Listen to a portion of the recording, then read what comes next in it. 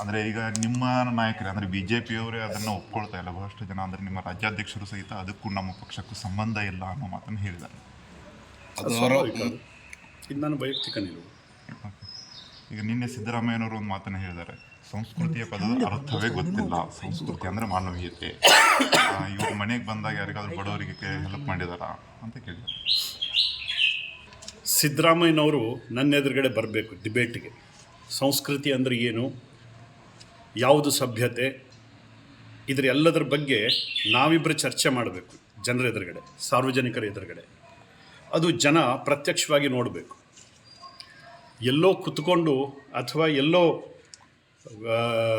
ಸಭೆಗಳಲ್ಲಿ ಕೊಡೋದಲ್ಲ, ನನ್ನ ಎದುರುಗಡೆ ಬರಬೇಕು ಸಿದ್ದರಾಮಯ್ಯನವರು.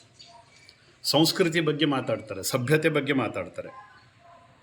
ನಮ್ಮ ಪ್ರಧಾನಮಂತ್ರಿಗಳ ಬಗ್ಗೆ, ನರೇಂದ್ರ ಮೋದಿಯವ್ರ ಬಗ್ಗೆ, ಅಮಿತ್ ಶಾ ಬಗ್ಗೆ, ಯಡಿಯೂರಪ್ಪನವ್ರ ಬಗ್ಗೆ, ಹಿಂದುತ್ವದ ಬಗ್ಗೆ, ದೇವಸ್ಥಾನಗಳ ಬಗ್ಗೆ ಅಸಭ್ಯವಾಗಿ ನಡ್ಕೊಂಡಿರ್ತಕ್ಕಂಥವ್ರ ಮೊದಲು ಯಾರು? ನಾವೇನು ನಡ್ಕೊಂಡಿದ್ವಾ? ನಮ್ಮ ಬಗ್ಗೆ ಅಷ್ಟೊಂದು ಕೀಳಾಗಿ ಹೇಳ್ತಕ್ಕಂಥ ಅವಶ್ಯಕತೆ ಏನಿತ್ತು? ಕಾಂಗ್ರೆಸ್ ಲೀಡರ್ಗಳು ನಮ್ಮ ಪ್ರಧಾನಮಂತ್ರಿ ಮೋದಿಯವ್ರ ಬಗ್ಗೆ ಏನೆಲ್ಲ ಕೆಟ್ಟದನ್ನು ಮಾತಾಡಿದ್ದಾರೆ? ಬಹುತೇಕ ಯಾವ ಸಂಸ್ಕೃತಿ ಸಭ್ಯತೆಯ ಎಲ್ಲೆಯನ್ನು ಮೀರಿ ಮಾತಾಡಿದ್ದಾರೆ. ಹೇಳಬೇಕಾ ಯಾರು ಅಂತ? ಯಾರ್ಯಾರು ಏನು ಹೇಳಿದ್ದಾರೆ ಅಂತ ಹೇಳಬೇಕಾ?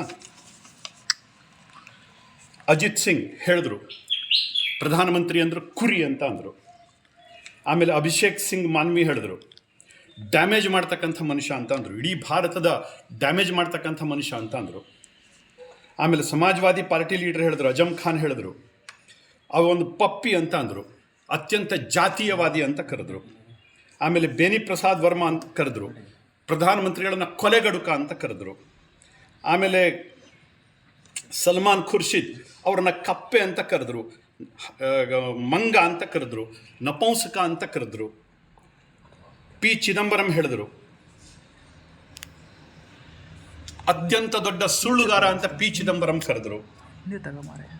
ಆಮೇಲೆ ಶರದ್ ಪವಾರ್ ಹೇಳಿದ್ರು ಇವ್ರನ್ನ ಹಿಟ್ಲರ್ ಅಂತ ಕರೆದ್ರು. ಕಾಂಗ್ರೆಸ್ ಲೀಡರ್ಗಳು ಬಹುತೇಕ ಎಲ್ಲರೂ ಕೂಡ ಮೋದಿ ಅವರನ್ನ ಹಿಟ್ಲರ್ ಅಂತ ಕರೆದ್ರು. ಇದೆಲ್ಲದಕ್ಕೂ ದಾಖಲೆಗಳಿದೆ, ಎಲ್ಲದಕ್ಕೂ ದಾಖಲೆಗಳಿದೆ, ಮೀಡಿಯಾದ್ದೇ ದಾಖಲೆಗಳಿದೆ ಇದರಲ್ಲಿ.